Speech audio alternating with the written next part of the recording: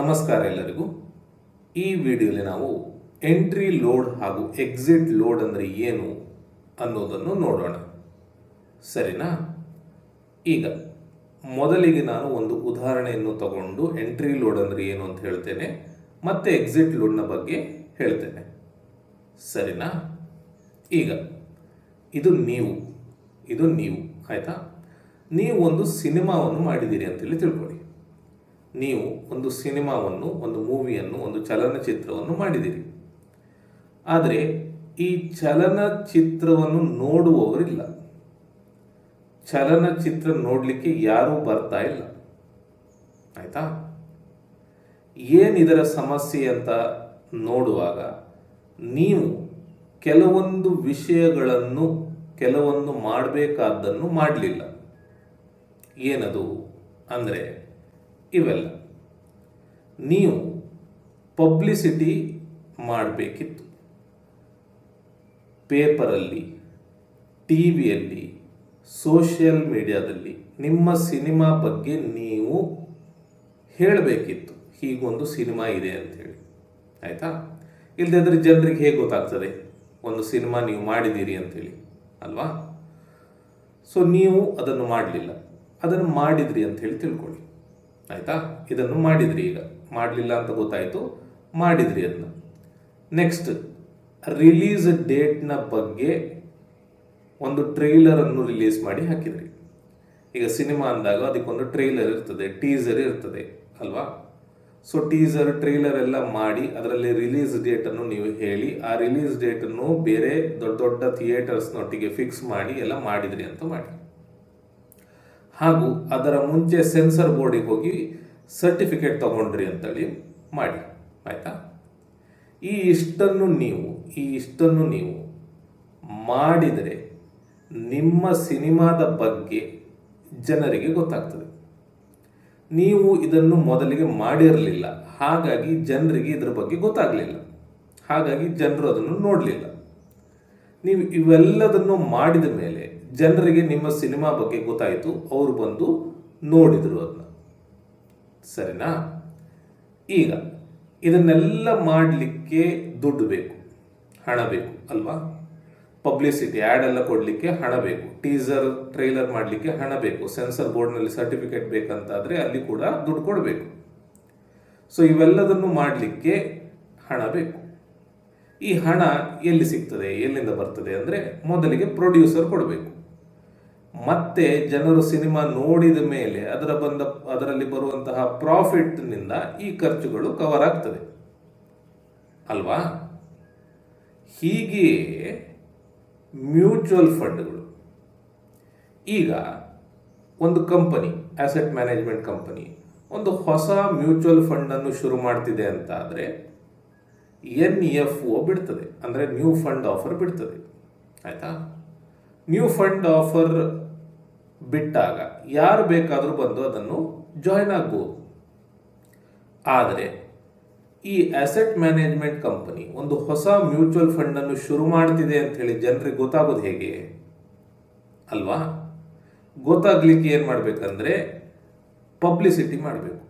ಹೀಗೊಂದು mutual fund ಶುರು ಮಾಡ್ತಾ ಇದ್ದೇವೆ, ಈ ದಿನ ಸ್ಟಾರ್ಟ್ ಆಗ್ತದೆ, ಈ ದಿನದಿಂದ ನೀವು ಅಪ್ಲೈ ಮಾಡ್ಬೋದು, ಈ ದಿನಕ್ಕೆ ನಿಮಗೆ ಅಲಾಟ್ ಆಗ್ತದೆ, ಇಷ್ಟು NAV ಇರ್ತದೆ, ಇದನ್ನೆಲ್ಲ ಪಬ್ಲಿಸೈಸ್ ಮಾಡಬೇಕು.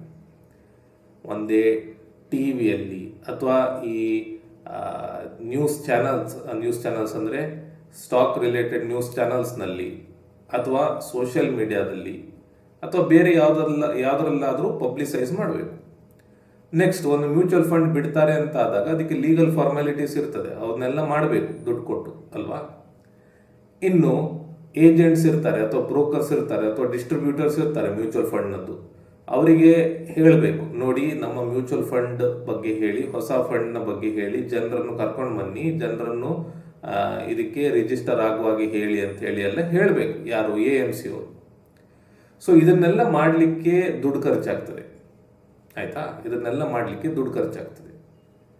ಈ ದುಡ್ಡು ಎಲ್ಲಿಂದ ಬರ್ತದೆ ಅಂಥೇಳಿ ನೋಡಿದಾಗ ಇದನ್ನು ಜನರಿಂದನೇ ತಗೊಳ್ಳೋದು ಅಂಥೇಳಿ ಆಗ್ತದೆ, ಆಯ್ತಾ. ಆಗಿತ್ತು ಮುಂಚೆ. ಇದನ್ನು ಜನರು ಯಾರು ಮ್ಯೂಚುವಲ್ ಫಂಡಿಗೆ ರಿಜಿಸ್ಟರ್ ಆಗ್ತಾರೋ ಅವರಿಂದನೇ ಮೊದಲಿಗೆ ತಗೊಳ್ಬೇಕು ಅಂತ ಆಗಿತ್ತು. ಆದರೆ ಮತ್ತೆ ಇದರಲ್ಲಿ ಹಲವಾರು ತೊಂದರೆಗಳಿರುವುದರಿಂದ ಈಗ ಎಂಟ್ರಿ ಲೋಡ್ ಅಂತ ಹೇಳಿ ಇಲ್ಲ. ಮುಂಚೆ ಇತ್ತು. ಮುಂಚೆ ನೀವು ಯಾವ್ದಾದ್ರು ಮ್ಯೂಚುವಲ್ ಫಂಡ್ ತಗೊಳ್ತಿದ್ರೆ ಅದಕ್ಕೆ ಹೋಗುತ್ತಿದ್ರೆ ಎಂಟ್ರಿ ಲೋಡ್ ಅಂತ ಹೇಳಿ ಒಂದಿತ್ತು. ಬಟ್ ಅದರಿಂದ ಹಲವಾರು ಸಮಸ್ಯೆಗಳಿತ್ತು. ಆಯ್ತಾ. ಆ ಸಮಸ್ಯೆಗಳ ಬಗ್ಗೆ ಯೋಚನೆ ಮಾಡಬೇಡಿ ಈಗ. ಬಟ್ ಅದರಿಂದಾಗಿ ಎಂಟ್ರಿ ಲೋಡನ್ನು ನಿಲ್ಲಿಸಿದ್ದಾರೆ. ಆಯ್ತಾ. ಎಂಟ್ರಿ ಲೋಡನ್ನು ನಿಲ್ಲಿಸಿದ್ದಾರೆ. ಈಗ ಎಂಟ್ರಿ ಲೋಡ್ ಅಂತ ಹೇಳಿ ಸಪರೇಟ್ ಆಗಿ ಹಾಕುವ ಬದಲು ಇದನ್ನು ಎಕ್ಸ್ಪೆನ್ಸ್ ರೇಷಿಯೋದಲ್ಲೇ ಕವರ್ ಮಾಡ್ಕೊಳ್ತಾರೆ. ಆಯ್ತಾ. ಮ್ಯಾನೇಜ್ಮೆಂಟ್ನ ಫೀಸ್ ಮತ್ತು ಎಕ್ಸ್ಪೆನ್ಸಸ್ ಎಲ್ಲ ಎಕ್ಸ್ಪೆನ್ಸ್ ರೇಷಿಯೋ ಅಲ್ಲಿ ಬರ್ತದೆ. ಸೊ ಎಕ್ಸ್ಪೆನ್ಸ್ ರೇಷಿಯೋ ಅಲ್ಲಿ ಇದು ಕೂಡ ಕವರ್ ಆಗ್ತದೆ ಅಂತ ಹೇಳಿ ತಿಳ್ಕೊಳ್ಳಿ. ಸರಿನಾ. ಈಗ ಎಕ್ಸಿಟ್ ಲೋಡ್ನ ಬಗ್ಗೆ ಮಾತಾಡೋಣ. Exit load.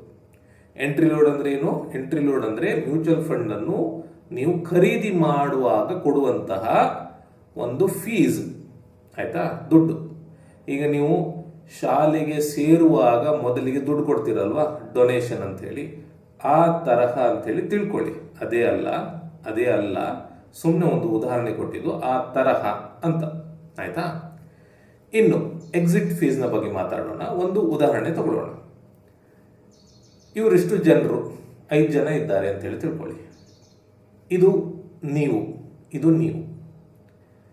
ಈ 5 ಜನರು ಜನವರಿ 1ನೇ ತಾರೀಕು 1 ಲಕ್ಷ ರೂಪಾಯಿಯನ್ನು ಒಂದು ಮ್ಯೂಚುವಲ್ ಫಂಡ್ನಲ್ಲಿ ಹೂಡಿಕೆ ಮಾಡಿದರು ಅಂತೇಳಿ ತಿಳ್ಕೊಳ್ಳಿ. ಆಯಿತಾ. ಜನವರಿ 1ನೇ ತಾರೀಕು ಇವರು, ನೀವು, ಇವರು 1 ಲಕ್ಷ ರೂಪಾಯಿ. ಅಂದರೆ ಇವರು 1 ಲಕ್ಷ, ಇವರು 1 ಲಕ್ಷ, ಇವರು 1 ಲಕ್ಷ, ನೀವು 1 ಲಕ್ಷ, ಇವರು 1 ಲಕ್ಷ, 1 ಲಕ್ಷವನ್ನು ಒಂದು ಮ್ಯೂಚುವಲ್ ಫಂಡಿಗೆ ಹಾಕಿದ್ರಿ ಅಂತೇಳಿ ಮಾಡಿ. ಜನವರಿ 1ನೇ ತಾರೀಕು ಒಟ್ಟೆಷ್ಟಾಯಿತು? 5 ಲಕ್ಷ ರೂಪಾಯಿ ಆಯಿತು. ಈ 5 ಲಕ್ಷ ರೂಪಾಯಿಯನ್ನು ಆ ಮ್ಯೂಚುವಲ್ ಫಂಡ್ನ ಒಬ್ಬರು ಫಂಡ್ ಮ್ಯಾನೇಜರ್ ಅಂತ ಇರ್ತಾರೆ, ಅವರು ಒಂದು ಸ್ಟಾಕ್ಸಲ್ಲಿ ಅಥವಾ ಬಾಂಡ್ಸಲ್ಲಿ ಎಲ್ಲೋ ಒಂದು ಕಡೆ ಇನ್ವೆಸ್ಟ್ ಮಾಡಿದರು ಅಂತೇಳಿ ತಿಳ್ಕೊಳ್ಳಿ. ಆಯಿತಾ.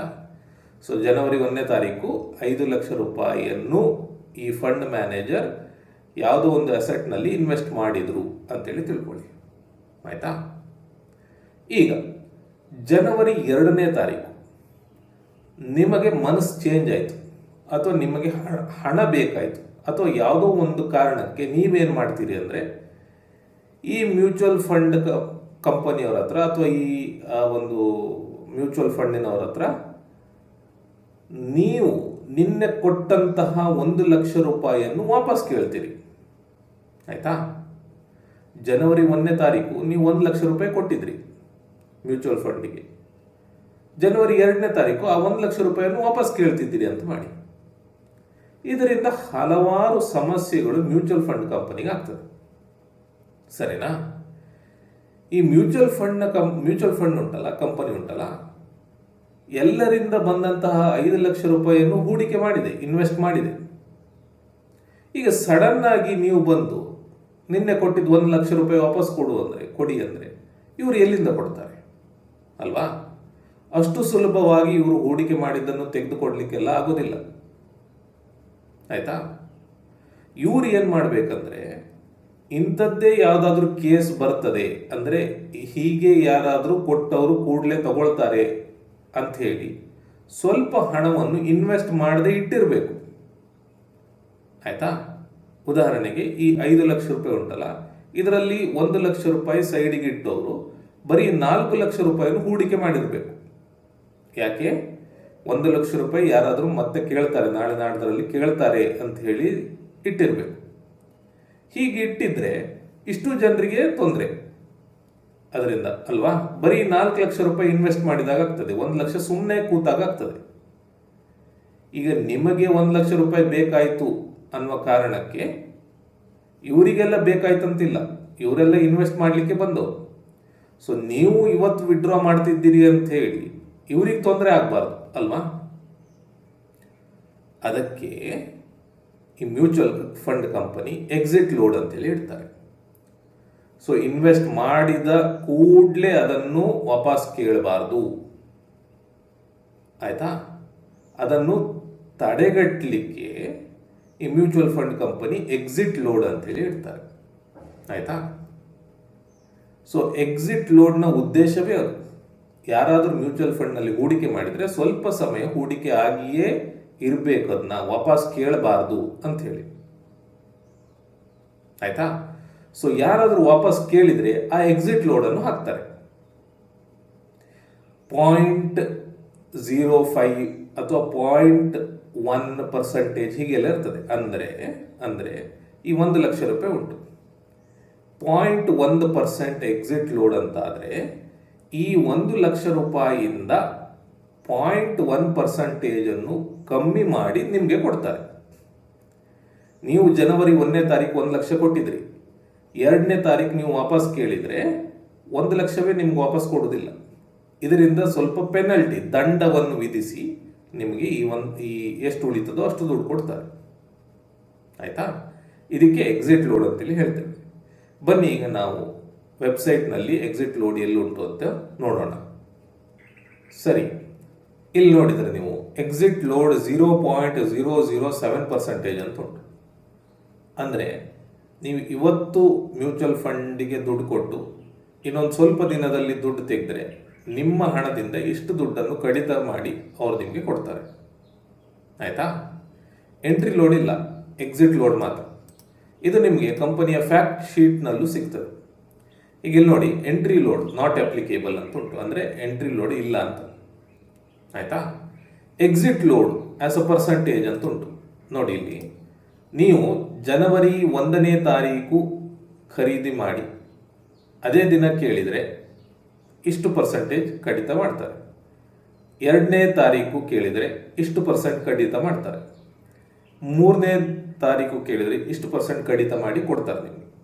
ಆದರೆ 7ನೇ ತಾರೀಕು ಅಂದರೆ ನೀವು ಮ್ಯೂಚುವಲ್ ಫಂಡ್ ತಗೊಂಡು 7 ದಿನದ ನಂತರ ನೀವು ದುಡ್ಡು ಬೇಕು ವಾಪಸ್ ಅಂತೇಳಿ ಕೇಳಿದರೆ ನಿಮಗೆ ನೀವು ಎಷ್ಟು ಕೊಟ್ಟಿದ್ದೀರೋ ಅಷ್ಟನ್ನು ವಾಪಸ್ ಕೊಡ್ತಾರೆ. ಅಂದರೆ ಮ್ಯೂಚುವಲ್ ಫಂಡನ್ನು ಖರೀದಿ ಮಾಡಿ ಅಥವಾ ಮ್ಯೂಚುವಲ್ ಫಂಡಿಗೆ ನೀವು ದುಡ್ಡು ಹಾಕಿ 7 ದಿನದ ಕಾಲ ತೆಗೆಯದೇ ಇದ್ದರೆ ಮತ್ತೆ ತೆಗೆದ್ರೆ ನೀವು ಎಷ್ಟು ಹಾಕಿದ್ದೀರೋ ಅಷ್ಟು ಕೊಡ್ತಾರೆ. ಆಯಿತಾ? ಅಂದರೆ NAV ಪ್ರಕಾರ ಕೊಡ್ತಾರೆ. ಹಾಕಿದ್ದು ಜಾಸ್ತಿನೂ ಆಗ್ಬೋದು, ಕಮ್ಮಿನೂ ಆಗ್ಬೋದು. ಸರಿನಾ? ಸೊ ಇದು ಎಕ್ಸಿಟ್ ಲೋಡ್. ಎಕ್ಸಿಟ್ ಲೋಡ್ ಯಾಕೆ ಹಾಕೋದಂದ್ರೆ ಮುಖ್ಯ ಉದ್ದೇಶ ಏನಂದರೆ ಜನ ಕೊಟ್ಟ ದುಡ್ಡನ್ನು ಕೂಡಲೇ ವಾಪಸ್ ಕೇಳಬಾರ್ದು ಅನ್ನೋ ಉದ್ದೇಶಕ್ಕೆ. ಆಯಿತಾ? ಸೊ ಇಲ್ಲಿ ಕೂಡ ಎಕ್ಸಿಟ್ ಲೋಡ್ನ ಬಗ್ಗೆ ಡೀಟೇಲ್ ಉಂಟು. ಇನ್ನು ಇಲ್ಲಿ ಬರ್ತೇನೆ, ಇದು ಯಾವುದು? ಇದು Bandhan ELSS tax saver fund ಅಂತೇಳಿ. ಆಯಿತಾ? ಇಲ್ಲಿ ನೋಡಿದರೆ ನೀವು ಎಕ್ಸಿಟ್ ಲೋಡ್ 0% ಅಂತ ಉಂಟು, ಅಂದರೆ ಎಕ್ಸಿಟ್ ಲೋಡ್ ಇಲ್ಲ. ಆದರೆ ಲಾಕ್ ಇನ್ ಪೀರಿಯಡ್ ಉಂಟು 3 ವರ್ಷ. ಅಂದರೆ ನೀವು 2020ನೇ ಇಸ್ವಿಯಲ್ಲಿ ಮ್ಯೂಚುವಲ್ ಫಂಡಿಗೆ ದುಡ್ಡು ಕೊಟ್ಟಿದ್ರೆ 3 ವರ್ಷಗಳ ಕಾಲ ಅದನ್ನು ತೆಗಿಲಿಕ್ಕಿಲ್ಲ. 2023ನೇ ಇಸ್ವಿಯ ತನಕ ನೀವು ಆ ದುಡ್ಡನ್ನು ವಾಪಸ್ ಕೇಳಲಿಕ್ಕಿಲ್ಲ. ಆಯಿತಾ? ವಾಪಸ್ ಕೇಳಬಹುದು, ಆದರೆ ಪೆನಲ್ಟೀಸ್ ಎಲ್ಲ ಬೀಳ್ತದೆ, ಟ್ಯಾಕ್ಸಸ್ ಎಲ್ಲ ಬೀಳ್ತದೆ. ಕೊಡ್ತಾರೆ, ಕೊಡೋದಿಲ್ಲ ಅಂತಿಲ್ಲ, ಬಟ್ ಅದಕ್ಕೆ ಕೆಲವುದೆಲ್ಲ ದಂಡಗಳಿದ್ದಾವೆ.